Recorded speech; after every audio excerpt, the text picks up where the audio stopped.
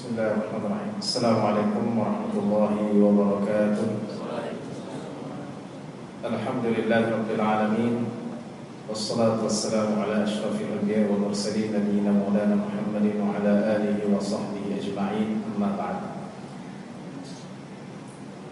Jamaah Istiqomah PBBT yang Allah Subhanahu wa taala, Bapak-bapak dan ibu-ibu yang berbahagia, puji dan syukur selalu kita panjatkan kepada Allah Subhanahu wa taala pada siang hari ini. Pada hari yang ke-26 dari bulan Rajab tahun 1434 Hijriah ini, Allah masih memberikan kita limpahan karunia dan nikmat-Nya berupa kesehatan, berupa umur, berupa kesempatan dan keinginan, kemauan untuk mendatangi rumah Allah Subhanahu wa taala. Selawat dan salam semoga selalu tersampaikan kepada junjungan kita, kepada uswah kita, panutan kita, Nabi Muhammad sallallahu alaihi wasallam beserta para keluarga, sahabat, tabi'in dan seluruh pengikutnya yang senantiasa menampaktilasi jejaknya dan mengikuti sunnah-sunnah. Bapak-bapak dan ibu-ibu sekalian, di akhir zaman ini kita melihat banyak penyimpangan. Kita banyak melihat kesesatan. Belakangan kita mendengar ada namanya jamaah hakekoh, yaitu jamaah yang menghalalkan seks bebas. Dan ternyata jamaah ini sudah berdiri sejak tahun 2009. Belum lagi jamaah-jamaah lainnya seperti jamaah Syiah yang sekarang sudah banyak kita temukan di kota-kota, bahkan sudah sampai ke Jakarta. Penyimpangan-penyimpangan ini kita lihat dan kita alami dan kita rasakan di tengah-tengah kehidupan kita. Juga adanya orang-orang yang tidak senang terhadap Islam, tidak senang terhadap hijab, tidak senang terhadap jilbab. Kalau dulu pada zaman Presiden Soeharto, orang masuk kerja ataupun swasta tidak boleh pakai jilbab. Masuk bank nggak boleh pakai jilbab. Masuk instansi tertentu nggak boleh pakai jilbab. Maka sekarang para polwan, polisi wanita itu dilarang untuk memakai jilbab. Dan MUI sekarang sedang mengajukan kepada MK menggugat tentang aturan. Mau kembali lagi seperti zaman Soeharto, karena katanya kalau pakai jilbab anggarannya besar. Kalau pakai jilbab nanti akan mengurangi produktivitas seorang polri. Penyimpangan-penyimpangan ini baik sifatnya adalah penyimpangan akidah, penyimpangan amalan, atau penyimpangan penolakan terhadap Islam. Ada beberapa sebab utama yang menyebabkan penyimpangan-penyimpangan. Ini berkaitan juga dengan hadis dan sejarah Rasulullah SAW. Yang pertama adalah sebabnya karena manusia atau umat mengangkat pemimpin-pemimpin yang juhalan, yang bodoh dalam hadis Rasulullah. Salah satu tanda dekatnya dengan akhir zaman, para orang-orang yang berilmu dan mengamalkan ilmu itu Allah angkat, Allah cabut, Allah wafatkan. Jadi orang-orang yang konsisten dengan ajaran Islam itu Allah matikan. Bukan hanya orang yang berilmu, tapi juga mengamalkan. Karena dalam Islam ilmu dengan amal itu selalu digandengkan. Tidak bisa ilmu saja kalau orang berilmu banyak. Sehingga kata Rasulullah SAW, hatta idza lam yubqi aliman ittakhadha an-nasu ru'asa'a juhala fasu'ilu fa'aftau bighairi ilmin fadallu wa adallu.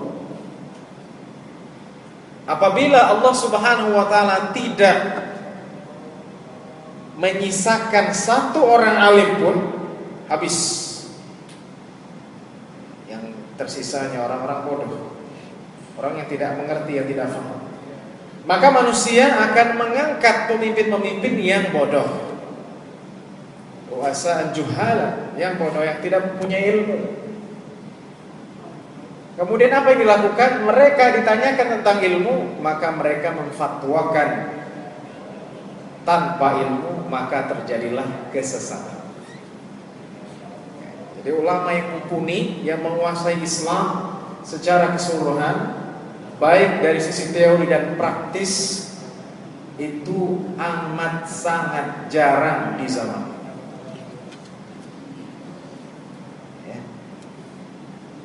Kalau nggak ada lagi nanti akan diangkat. Ketika yang diangkat pemimpinnya orang yang bodoh, yang tidak mengerti tentang Islam, maka hal-hal yang berkaitan dengan Islam selalu dia fobia, dianggap hal yang mengganggu. Dianggap hal yang mengganggu. Orang-orang yang tidak mengerti tentang Islam, sholat dianggap mengganggu kerja. Gak usah sholat, gak usah ada waktu untuk istirahat, untuk sholat, nanti kerjanya akan berkurang. Padahal masjid banyak, fasilitas ada, tapi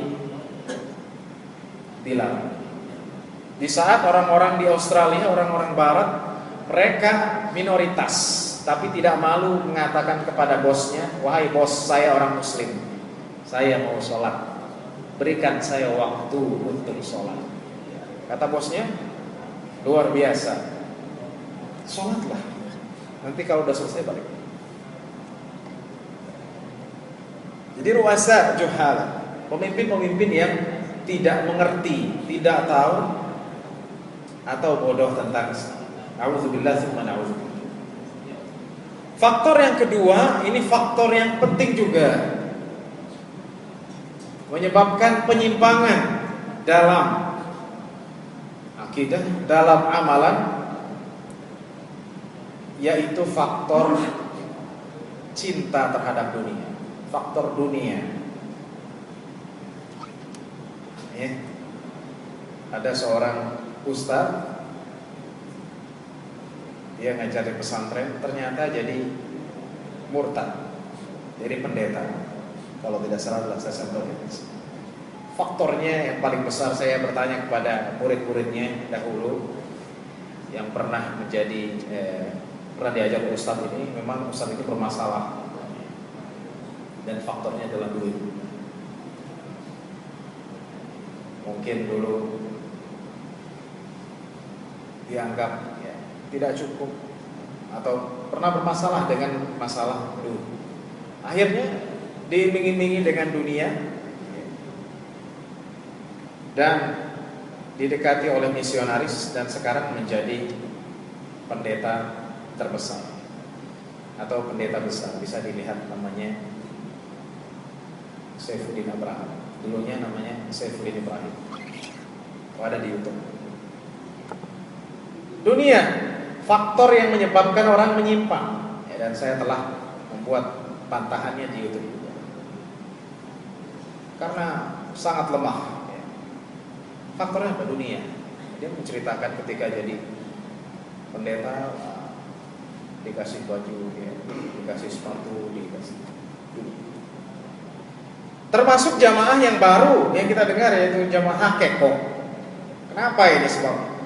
Faktor yang besar juga adalah faktor dunia. Akhirnya dibikin itu surat seks bebas, ternyata diindikasikan yang membuat adalah orang dari jamaah. Bagaimana caranya dia bisa bersenang-senang dengan dunia, bersenang-senang dengan perempuan, sebebas apapun ia bisa melakukannya. Karena dalam pikirannya dicekoki bahwa Islam itu susah, ya. Kalau mau nikah nanti kamu harus ngelamar dulu. Kalau ngelamar belum tentu diterima sama calon mertua. Belum lagi nanti diminta maharnya, ya. Karena saya dapat kabar dan beberapa kali saya mendapatkan kejadian nyata di mana seorang lelaki dan teman saya, bahkan murid saya, mau menikah, tapi ketika mengajukan lamarannya ditolak. Kenapa?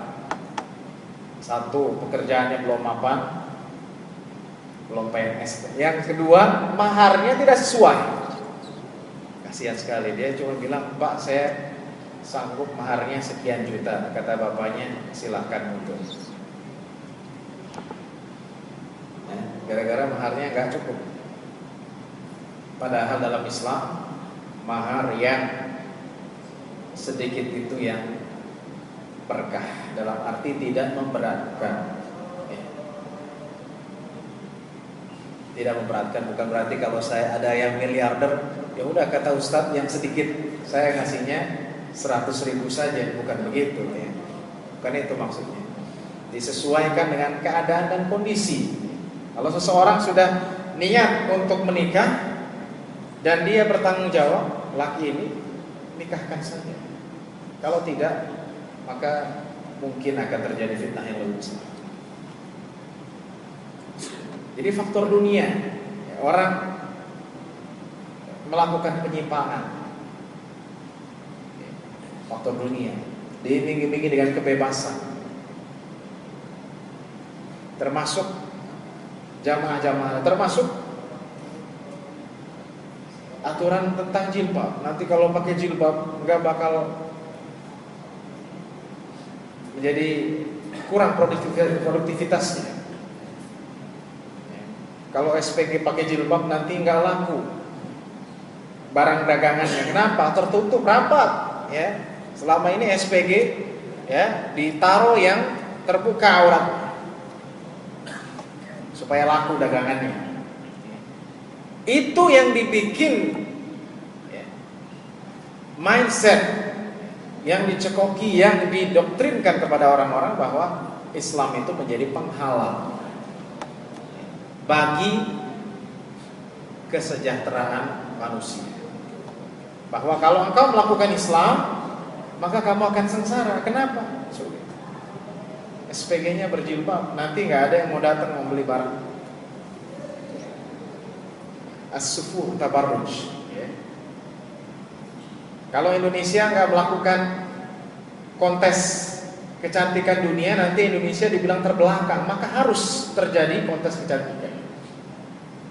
Miss World akan diadakan di Bali dan akan nanti penganugerahannya di Sentul tanggal, kalau tidak salah, 25 September. Tabarruj. Kenapa? Dunia. Orang mau ngikut karena ada mungkin perempuan, anak kita atau siapa yang kita kenal, dia cantik, tertutup rapat pakai hijab, ya. Kemudian tetangganya bilang di sebelah, ya, kenapa kamu gak ikut kontes kecantikan? Kamu pakai jilbab, begini-begini terus, coba kamu ikut kontes kecantikan, buka hijab, buka jilbabmu, kamu nanti dapat 1 miliar. Ya. Saya pernah membaca dan itu nyata. Saya tidak sebutkan namanya. Dulu ada yang dia Korea pakai jilbab, tapi karena mengikuti kontes kecantikan tingkat nasional atau yang semisalnya, maka dia buka hijab. Kenapa? Faktor. Selalu digambarkan kalau kita ngikut Islam berarti sama. Padahal Allah Subhanahu wa taala menjamin Pak. Kalau orang yang takut kepada Allah itu tidak akan pernah sengsara, pasti, karena Allah jamin itu. Apa dalilnya Ustaz? Wa may yattaqillaha yaj'al lahu makhraja wa yarzuqhu min haitsu la yahtasib. Barang siapa yang bertakwa kepada Allah, maka Allah akan jadikan baginya jalan keluar, solusi dalam segala masalah. Kalau kita punya masalah ya di kehidupan ini, kita dekatkan diri kepada Allah. Jangan kita malah menjauh kepada Allah, maka Allah akan berikan solusi bagi segala permasalahan kita.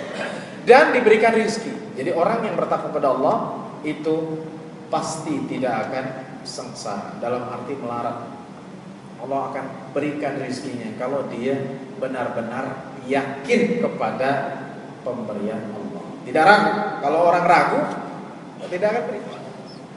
Berdoa setiap hari, saya Pak Ustaz datang terus ke masjid, tapi kok nggak dikabulin doa saya karena terburu-buru. Karena terburu-buru, karena kita tidak yakin kepada Allah Subhanahu wa taala. Jadi dunia ini menjauhkan orang dari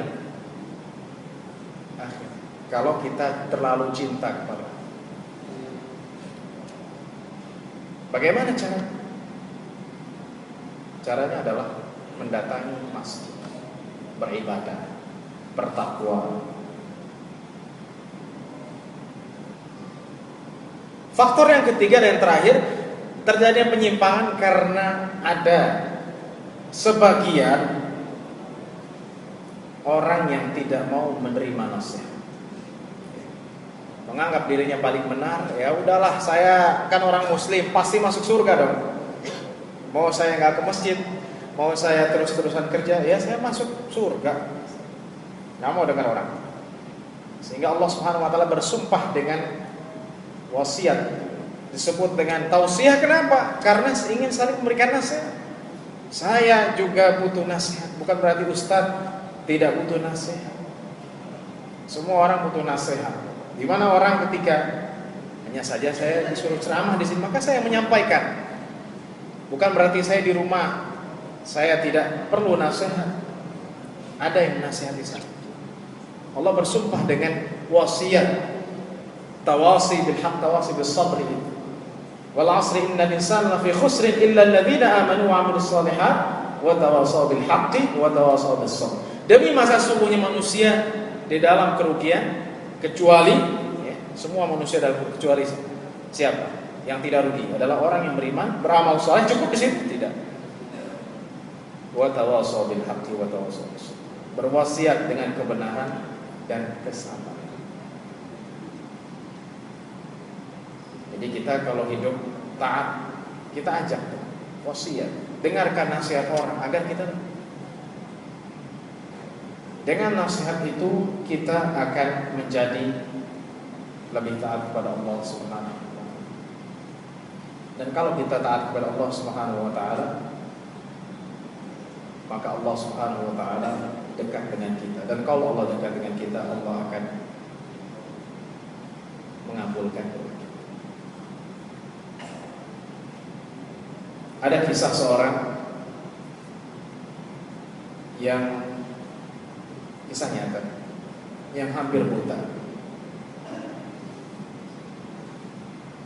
Dia pakai kacamata tebal, tapi tidak bisa melihat dengan jelas. Dulu saya punya guru, profesor dalam hadis, melihat tapi tidak jelas. sehingga butuh yang menuntun. Sama seperti ini. Lelaki ini juga kacamata tebal, melihat tapi sangat susah sehingga butuh orang yang menuntun. Setiap kali dia pergi, dia harus dituntun. Suatu hari tidak ada yang menuntunnya. Tiba-tiba di jalanan, namanya karena matanya sangat sulit untuk melihat, tidak sengaja menabrak sekelompok perempuan, sehingga perempuan itu marah dan menyangka lelaki ini mau macam-macam, padahal lelaki ini hampir tidak melihat.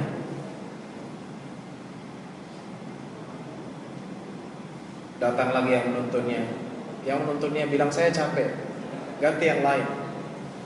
Hingga suatu hari dia mengatakan, saya telah capek dan saya mungkin membuat Anda capek, wahai penuntun. Kalau begitu antar saya ke Masjidil Haram.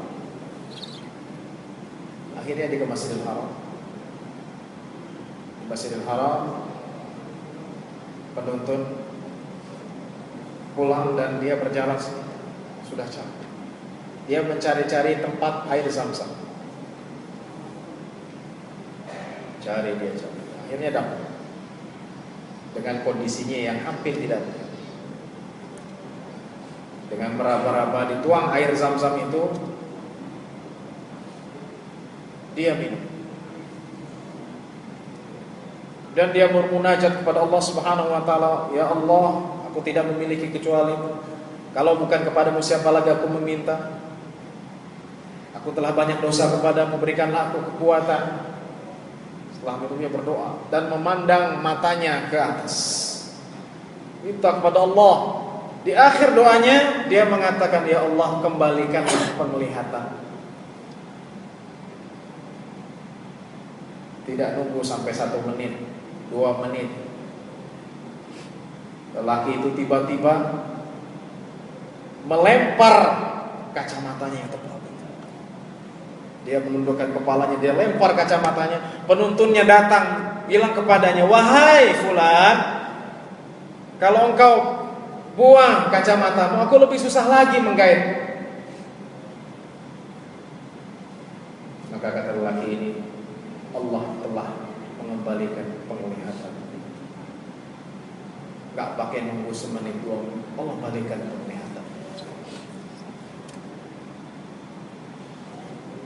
Kisah-kisah lain sangat banyak. Intinya adalah kita sebagai muslim hendaklah menjaga akidah kita, menjaga amalan kita, jangan sampai menyimpang. Caranya adalah banyak mendekatkan kepada Allah Subhanahu wa taala, mendekatkan diri dengan diri di rumah Allah, mendengarkan ta'lim, mendengarkan wasiat. Dengan itu tausiah, dengan itu Allah akan menjaga kita semua dari segala penyimpangan dan menjadikan kita hamba-hamba yang saleh. Demikian dari saya, semoga bermanfaat. Sallallahu ala nabiyina Muhammadin wa ala alihi wa sahbihi wasallam. Mungkin ada yang bertanya?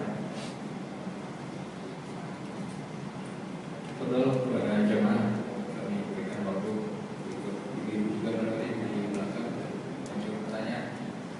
Betul, Pak Taslim biasa terdahulu. Cepat Pak. Ya, silakan.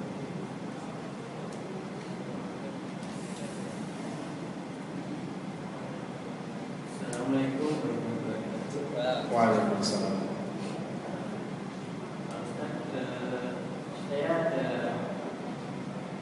pemikiran itu saat ini tadi katanya banyak depok-depok atau banyak ada yang baru.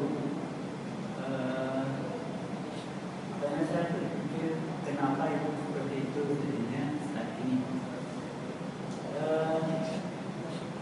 Dari hal-hal yang saya pikirkan mungkin apakah betul ya, kalau memang karena pemikiran atau pendalaman umat Islam, mungkin diri saya sendiri juga, itu bahwa masih sangat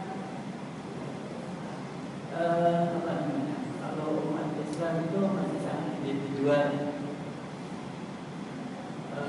di sini mungkin kalau kita itu merasa berjamaah misalnya itu mungkin paling hanya sholat di masjid.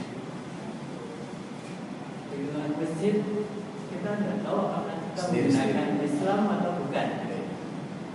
Nah, sejauh mana sebetulnya kalau kita mungkin kalau kita di jamaah ya, atau di masjid-masjid ini, bagaimana sih sebetulnya untuk mengumpulkan hati-hati umat Islam ini? Kita aja seharusnya seperti apa? Jadi jalannya seperti apa? Demikian ya. Baik, jadi banyak penyimpangan kita punya. Kenapa ini terjadi? Sudah jelaskan bahwa salah satunya orang cepat mengangkat guru yang tidak dikenal status. Jadi tidak ada orang alim ya, orang yang dianggap pintar agama, padahal dia melakukan penyimpangan, akhirnya jadi muridnya dan muridnya akhirnya didoktrin, dicekokin, bahkan mungkin menggunakan ilmu tertentu sehingga seperti orang yang terhipnotis. Akhirnya jadi pengikut setia. Dalilnya nggak ada, nggak jelas ngajarnya apa.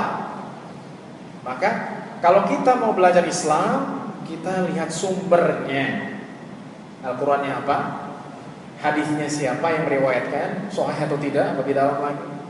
Apakah ada perkataan dari sahabat atau tabi'in? Itu kalau kita mau belajar. Kalau luar dari itu, maka kita harus berhati-hati. Karena seperti jamaah ini, ya, hakikat dan lain-lain, itu tidak menjelaskan Islam. Tidak mungkin orang yang belajar Al-Quran dan hadis Rasulullah menghalalkan perzinahan. Gak mungkin.